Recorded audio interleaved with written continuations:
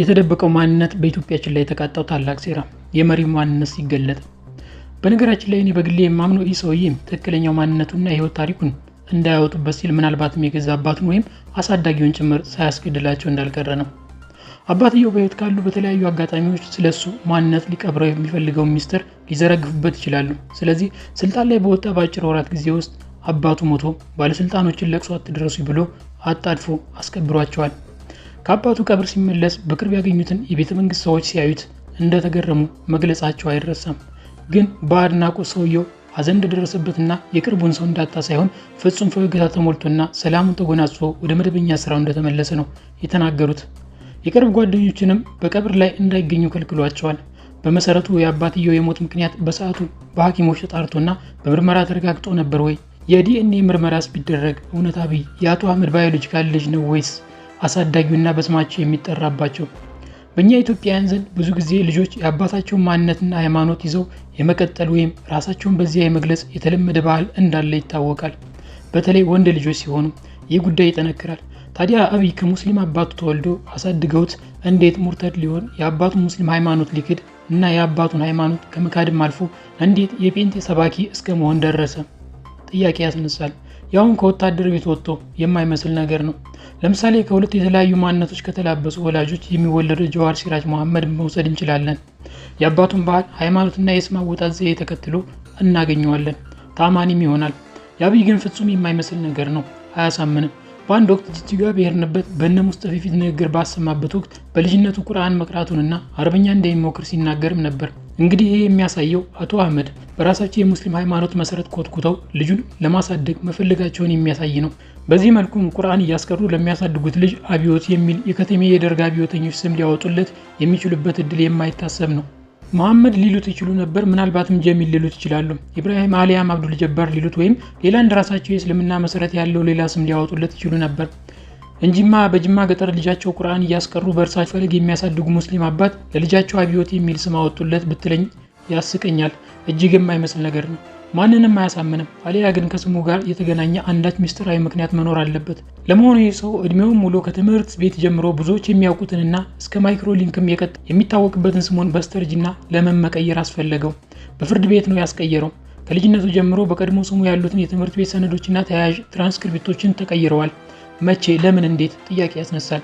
ምንድነው ሰውየው ሊቀብረው የፈለገው ማንነት? እውነት የሙስሊም ስም የያዙት አባቱ ያው በአጋሮ በሸሻ ገጠር ውስጥ እየኖሩ የክርስቲያን የሚመስልና የዘመኑ አብዮታውያን ለልጆቻቸው የሚሰጡትን የመሰል ስም ሊያወጡለት ይችላሉ? ወይስ ወላጅ ሳይሆን አሳዳጊ ብቻ ነበሩ? ይህ ሰውም በስመ ጥሩ ደራሲ በፍሬድስ ፎርስ የተጻፈውና ከዚህ በፊት ለአንባቢያን ያጋራሁት ዘ ፎርስ ፕሮቶኮል የሚለውን እጅግ ታዋቂ የስለላው ዓለም መጽሐፍ ይመጣብኛል። መጽሐፉ በቀዝቃዛ ጦርነት ማብቂያ ዘመን ኮሎኔል ሃሮልድ ኪም የተባለውን የእንግሊዝ ቶፕ የኤምአይ6 ባለስልጣናት ራሽያኖች ከነሚስጥሮች ወደ ሞስኮ ካስኮበለሉት በኋላ በውስጥ አዋቂ ደራሲ የተጻፈ መጽሐፍ በመሆኑ የዓለምን ትኩረት የሳበና ብዙ መረጃዎችን የያዘ መጽሐፍ ነበር። በዚያ መጽሐፍ ሶቪየት ራሽያኖች በሁለተኛው የዓለም ጦርነት ወቅት በአስደናቂ ድፍረት ከጀርመኖች የምርኮ ባቡር ላይ ከአንድ የሳውዝ አፍሪካውያን ምርኮኛ ጋር በመሆን ያመለጠና በሶቪየቶች እጅ የወደቀውን አንድ ጀርመናዊ ወጣት ሰላያቸው አድርገው መልምለውትም ነበር። ያ በኬጂቢ የተመለመለ ጀርመናዊ ወጣት አብሮት ያመለጠውን አፍሪካዊ ገድሎት የእርሱን ስም ይወርሳል። ከዚያ የሟቹን ታሪክ ሙልጭ አድርጎ አጥንቶ ወደ ደቡብ አፍሪካ ይመለሳል። ከትውልድ ቦታውም ርቆ አዲስ ጃን ማራይስ የሚል ስምና የትምህርት ማስረጃዎች በኬጂቢ ተዘጋጅቶለት ስራውን ይጀምራል። ያ ጃን ማራይስ በኬጂቢ አማካኝነት በደቡብ አፍሪካ የጸጥታ ቢሮ ኦፍ ስቴት ሴኩሪቲ ወይም ቦስ በሚባል የስለላ ተቋም ውስጥ በአባልነት እንዲመለመል አድርገው ያስገቡታል። በድርጅቱም ውስጥ የአፓርታይድ ሳውዝ አፍሪካን እና የበላይ ጠባቂውን የእንግሊዝን ሚስጥር ለሶቪየቶች እያሾለከ ለ30 ምናምን ዓመታት በስለላ ሙያው ተሰማርቶ ያገለግላል እና በመጨረሻም ቦስ ውስጥ እስከ ድርጅቱ ዋና ዳይሬክተር ሆኖ ነባሩን ለጡረታ የቀረቡ ጀነራል እንዲተካቸው በቀዳሚ እጩነት እስከ መታጨትም ደረሰ። ከፍተኛውን የስለላ ድርጅት ስልጣን ለመያዝ ይበቃል። ኋላ ጆን ፕሪስተን የተባለ የእንግሊዝ ሰላይ ነው በእንግሊዝ ውስጥ በሶቪየቶች አማካኝነት በተፈጸመ አደገኛ ህቡ ተግባር ላይ ይህን የደቡብ አፍሪካ የተከበረ የስለላ ሰው ጃን ማራይስ እጁን አስገብቶ ሲያገኘው በስውር መከታተል የጀመረው። በመጨረሻም ኤምአይ6 እና ቦስ በሚስጥር ተነጋግረው ፕሪስተን ሳውዝ አፍሪካ ድረስ ይሄዳሉ እና የጃን ማራይስ ፋይሎችን ከውልደቱ እስከ አሁን ድረስ ያለውን አንድ ሳይቀር ይበረብራሉ። ቶችን ከያሉበት ያስሳሉ። የተማረባቸውን፣ ያደገባቸውን፣ የኖሩባቸውን የተገናኛቸውን ሰዎች፣ አስተማሪዎችን፣ ቄሶችን፣ የድሮ አብሮ አደጎችን አንድም ሳይቀር ሚስጥሩን ሁሉ አራግፎ ይበረብራል እና አስደንጋጩን ጉድ ይደርስበታል። ለካስ የጃን ማራይስ እውነተኛ ማንነት እንዳይጋለጥ በልጅነቱ ስሙንና ማንነቱን ወርሶ የገደለውን የፍሪክ ብራንትን እውነተኛ መልክና ማንነት የሚያውቁ ሰዎችን ሁሉ እኔ በስም የምጠራበትን ሰው አለመሆኔን ሲያውቁ ሚስጥሬ ይጋለጥብኛል በሚል ስጋት ያሳደሩበትን ሁሉ በየተራ እየለቀመ አስገድሏቸዋል። አብሮት ከምርኮ ያመለጠን ምስኪን ወጣት መግደሉን ሳያንስ ሚስጥሩን እንዳይወጣ የአፍሪካ ብራንትን ወንድም ያስገድለዋል። አንዲት አስተማሪውን ያስገድላታል። ልጄን አፈቀኝ በአካል ካልተገናኘን ብለው ድርቅ ብለው ከገጠር ከተማቸው ጃን ማራይስ ወዳለበት ጆሃንስበርግ ጉዞ የጀመሩትን የፍሪክ ብራንት እናት ያስገድላቸዋል።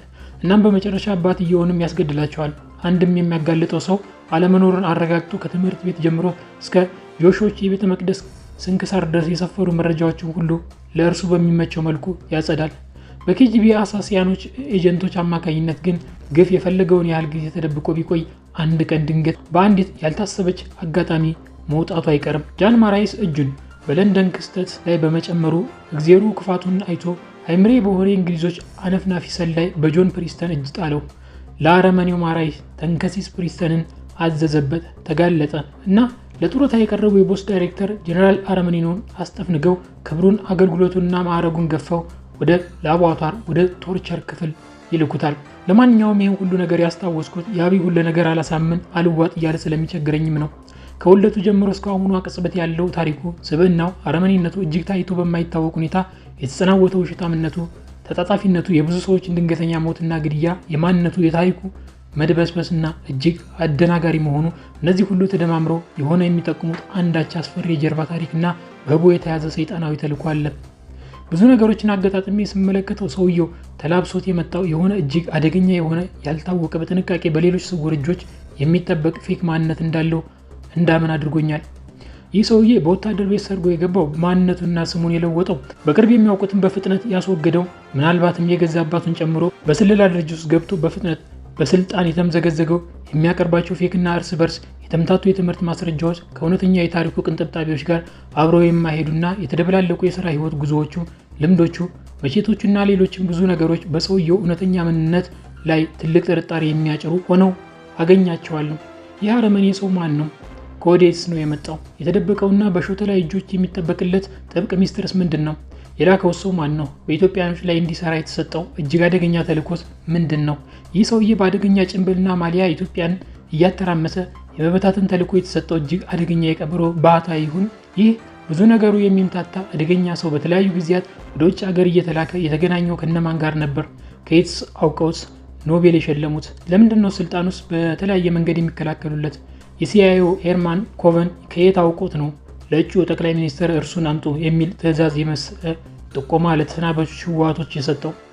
ብዙ ነገሮች አያሳምኑም፣ የተጭበረበሩ ናቸው፣ ሙልጭልጭ ነው እና በዚች ሀገር ላይ በአጭር ጊዜ የዘራው መቅሰፍ በታሪክ ተወዳዳሪ አይገኝለትም። ይህ ሰው እውነተኛ ማንነቱ ለመሰወር የገዛ አባቱ ምናልባት ማሳዳጊውን ያስገደለም ይመስላል። ምንም ክፋት ከመፈጸም ወደ ኋላ አይልም። በሳይኮፓት ደረጃ ወይም በሲሪያል አሳሲያን ደረጃ የሚገለጽ እጅግ አረመኔ ስብዕና ያለው ሰው መሆኑን የሰውየውን ካራክተር ፕሮፋይል አናሊሲስ በመስራት በቀላሉ መገንዘብ አያዳግትም። የሚያዳግተው የተቀበረውን ፈልፍሎ ተልዕኮ ማወቅ ነው።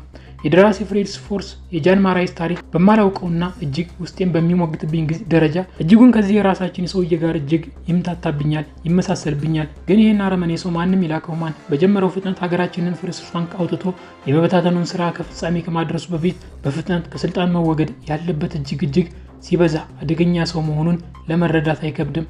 ይህን ቃል ብዙ ነገሮች በገሃድ ሳናይ ከ4 ዓመት በፊት ተናግሬዋለሁ። አሁንም ያንን እምነቴን የሚያጠናክር እንጂ የሚያስቀይር ማስረጃ አላገኘሁም። ይህ ሰውዬ ሀገራችንን ሙሉ በሙሉ ሳይበታትናትና የሰጠውን ተልዕኮ ሙሉ በሙሉ ሳይፈጽም የሚመለስ አይነት አይደለም ብሎ ቆርቦ የገባበት ነው የሚመስለው። ለብዙ ነገሮች የረፈደብን ይመስለኛል። አሁንም ግን የቀረንን ለማትረፍ አልረፈደም፣ ለመትረፍ አልረፈደም። ሳይረፍድ እንንቃላለሁ። ፈጣሪ ኢትዮጵያን ከክፉ ሾተላዮች ሁሉ ይጠብቃት እላለሁ።